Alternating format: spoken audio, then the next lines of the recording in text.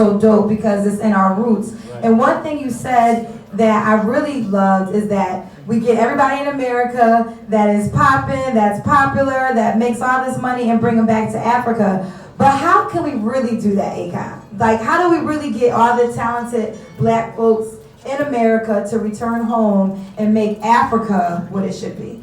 Well, it starts with a visit, you know. That's true. With creative people, when you come into an environment, you just naturally get creative. You find where you fit in. Like, you just know where you fit in. You know, some people, everyone's gonna come with a different trade, a different talent, and a different idea, right? And the visit starts everything, because once you're here, then you just naturally just fit in where you fit in. You don't even choose, you just know exactly where you fit. And it's just a matter of time spending out here, you start to understand, learn the culture, understand the people, and be more engulfed in, you know, the day-to-day things that's happening. And then eventually you just, you know, you just kind of blend right in. Can I Airbnb your place in the meantime until I get, because I know you're not here every day, so can I Airbnb, can I say it, Joe? I know you're not going to be here all the time. On the weekends, you can give me a discount with Airbnb? I'm Airbnb now. You represent the country so well. Thank you so much for exposing us all. Any more questions? Okay, to my left. Hi, welcome. I'm Jibril from ghkasa.com. I have two questions. One is fine. With the African artists that were signed on contract, that is P Square, Wizkid, Sarkodie, what was the deal like? What actually was the detailed specific stuff they were supposed to do for convict music? And then for other artists from Africa, specifically Ghana, yes, you had Nigerians, like 2-3 Nigerians on convict music. What was the main thing that convict wanted from African artists to be able to come on their label? That's the question. All right, so just to be very, very clear, when we created convict music, especially convict Africa specifically, we didn't create the label to make money off artists. We created it to give them a platform to be internationally known and to be more exposed, so that way they can come back and do the same thing and help other artists. So Convict Africa started off more as a philanthropic label, a label that, you know, we gave them small advances, we gave them the whole platform, gave them freedom, we marketed them, we promoted them, and we also created celebrities and other artists to be able to collaborate with different, you know, depending on whatever they want us to do, we gave them a platform to pretty much do it. But it was never one of those type of deals where you lock them in and then they sign to you forever. We wanted them to be able to be their own entrepreneurs. Our goal was to give them the platform that every major artist in the US had, so that way they can apply it to their talent and give the same, pretty much be treated fairly. Because the one thing about Africa is that we never really had an infrastructure, especially when it comes to music distribution, music publishing, things of that nature. Africa never really, you know, created that. So we were the only company literally in Africa that actually had that format. And what we did, we just gave them the platform to do what they do. And then we gave them also our connections, our ties, and we made certain moves so they can get ahead of majority of artists that wasn't with us. So it was a choice. You can sign with us, we take you where you need to go, and then we keep a relationship forever. Or you can continue doing it yourself and just take longer. So, I mean, that's really what it boiled down to, because when we sign artists, we don't do it expecting anything back in return. There's nothing they can give me that I don't already have. All I can do is give them the opportunity and give them the platform that every major artist has, and just hope they give that to someone else or someone other that they, you know, because the whole idea is, you know, one hand washes the other, both hand washes the face. Is this still like that? I'm sorry? Is this still like that? You are still open? Still like this. I've been doing this forever. If you notice, it's some you'd be surprised how many artists right now that we're helping, that we don't mention it because we want them to get the credit for doing it, because at the end of the day, it takes hard work to get there. And the last thing is, if we sign an artist, we don't want them to make it on the strength of me signing them. So that's why we don't announce it no more. Back then we would announce it, you know, convict music, new artists, but it makes it harder for the artist, because now when the artist comes out or he tries to push records out, the same people that would support him before we signed him don't no longer support them without wanting money. Because now they're like, oh, now you signed Akon, you can pay him. No, we just giving you the platform to go. You still need to support him, because without your support, he's not going to go anywhere. You know, all we can do is be the bullhorn and let everyone know but more than anything, give you the platform that every other artist have. So that way you're on iTunes, you're on Google, you're on Amazon, you're on Beats, wherever music is being played, we need to make sure your music is there. And that's what we was there for, to make sure that you was spread everywhere where every music is at. Round of applause for Akon for that. He deserves it. 2 more questions and we'll continue. Hi. Everybody. I mean, till this day, I'm still collaborating. I really don't justify my collaborations as to if you're an A-list artist or if you're a beginner. Me, if I like you, I'm collaborating with you. It doesn't matter. You know, so me, I just have to like you. I have to like the song, and I have to like your energy. Me, I'm more of an energy person. You know, so if a great artist that comes out of Ghana has great energy and is a hard working, most likely we're gonna probably meet in the future. Lovely. 1 more question. Go ahead. Hi, I'm OBK from GhanaCelebrities.com. Well, you've been my #1 fan since my childhood, and I'm so happy seeing you. Well, I would love to ask that why would you choose Ghana instead of Senegal for the year of return? For the what? Year of return. The who? Year of return. Year of Oh, return. I didn't know y'all called it that. I thought it was year of return. Well, I mean, I think it was for many reasons. You know, Ghana I don't know, I think Ghana's been probably the most slept on country. They're the highest developing, you know, they're a lot more organized, and they speak English. You know? I mean, because even when you look at the development of how Ghana is developing, I mean, it's amazing, you know. I think it was honestly perfect, you know. Nigeria would have been too crowded, and it's just too much for Americans to take it the first trip. And Nigeria is a lot to take in one trip, the first trip. Ghana is a lot more easier to deal with. It's cool, it's calm. And they also, you know the culture as well too. So, but I think it could have been done anywhere in Africa. I think the most reason is that Ghanaians took the initiative to own it. You know, you got people like Kojo, who was one of the pioneers of creating this situation. And he's in America. Family's German. He's Ghanaian though, like one of the leading diasporas, you know. And when you got people like that take initiative, and you have other Ghanaians taking initiative, ideas are great, but if you don't execute on it, because when it was announced, anybody could have took it and ran with it. Anybody could have owned that. Think about it. We have Gode Island in Senegal. This is the first slave ship from Senegal coming to Ghana. So most likely the second one probably will be, but the difference in Senegal is that we speak Wolof, we speak French, and not every American speaks French. It's harder to kind of communicate when you get there. There's not enough translators for everybody. But Ghana is a lot easier.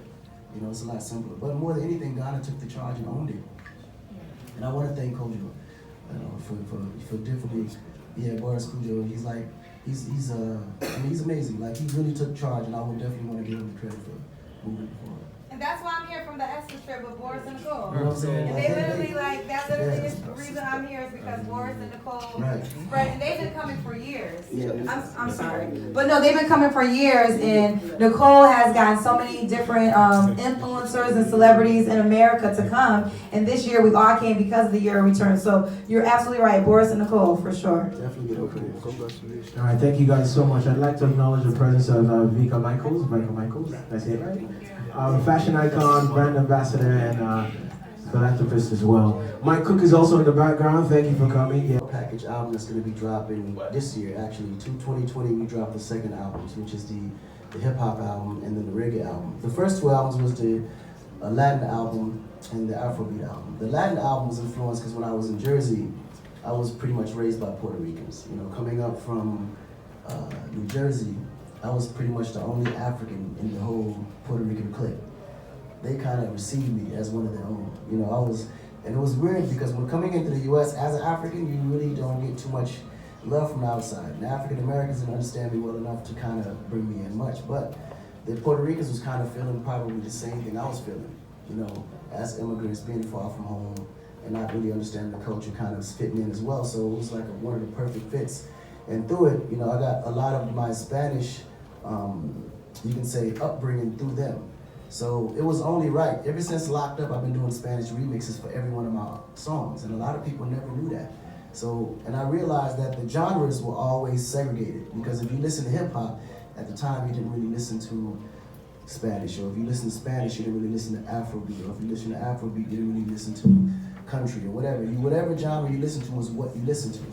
And wanting to drop 5 albums back at the stadium was, even back in 2012 when I wanted to do it, it was just way ahead of its time, the concept. But then we fast forward 7, 8 years later, now we have streaming, which allows you to create a playlist. And every genre now has its own playlist.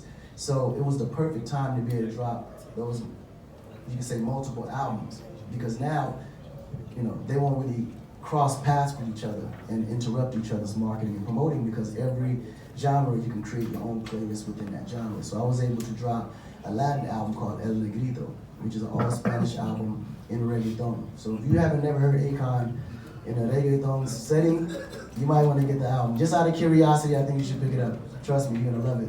And then the next album is the Akon, which is my Afrobeat album we just dropped last month. You know, which I'm really super excited about. It's more been accepted more from the pop community, the white community. So I said I wanted to be able to make my first launch of this album when I go to Ghana for the Year of No Return. You know, I think it was the perfect time for me to announce it, because at the time I wanted to make sure that the fourth quarter was owned by African artists. I didn't want to interrupt the great thing that's going on with African artists.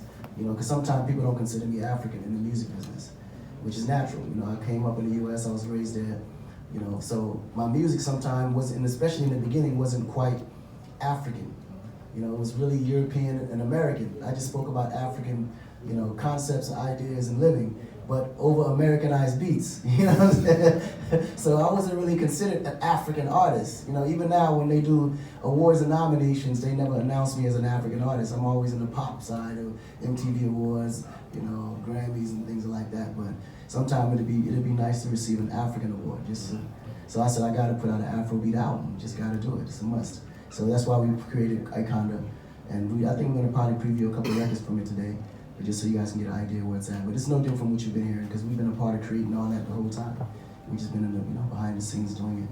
Wonderful. At this point in time, we're actually going to play 2 songs from. Well, one of my handicaps is names. I can never remember names. I'm a face guy. So if you ask me who, I couldn't tell you who's who. I just know the songs when I hear them. And that's really the toughest question I'm asked every country I go. Because every country I go, they say, who's your favorite Ethiopian artist? Who's your favorite, you know, Ghanaian artist? Who's your favorite Liberian artist? Every African country, we got 54, and I don't know them all. I just know a good song when it reaches the top. So the only ones that's honestly from Ghana that's reached the top really is Sango. Yeah. So our hot pick, we're going to listen to the songs, we'll come back for questions, okay? Our hot pick for Live FM is track. 20 years, he's been pushing Africa, putting us out there, and we'd like him to say a few words before you make the presentation. Hello, thank you very much, Bola, especially, and everybody here. We are very lucky to have you, Akon, here. We have learned a lot from you. We've been watching you from afar. I started a wristwatch industry here in Ghana. I started selling watches on the street, and I realized that there was no African watch brand on the map.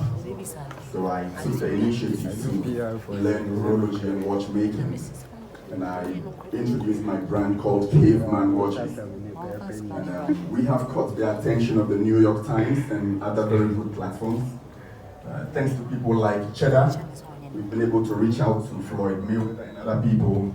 So it's been a very good journey so far. And then since you were here, we'll be very glad to introduce one of our watches to you and present this gift to you.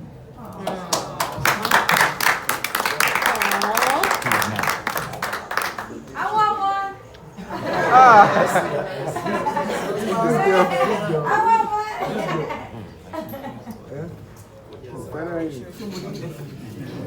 There's a gentleman here as well with a painting. You can bring it forward as well.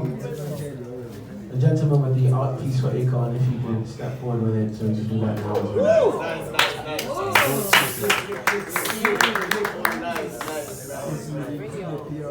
I'll take the old one.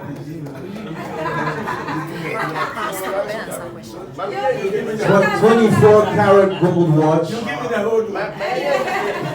Let's hear it for Caveman Watches. Make some noise, ladies and gentlemen.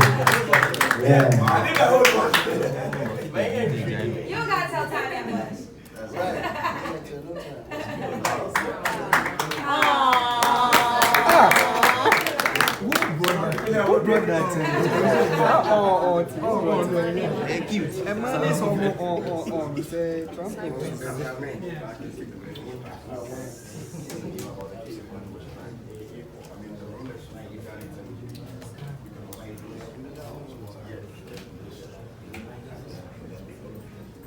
Michael as well is going to present something to Akon as well. Oh yeah. She's been very influential in the fashion scenes, giving back so much, so she's going to be up next as well.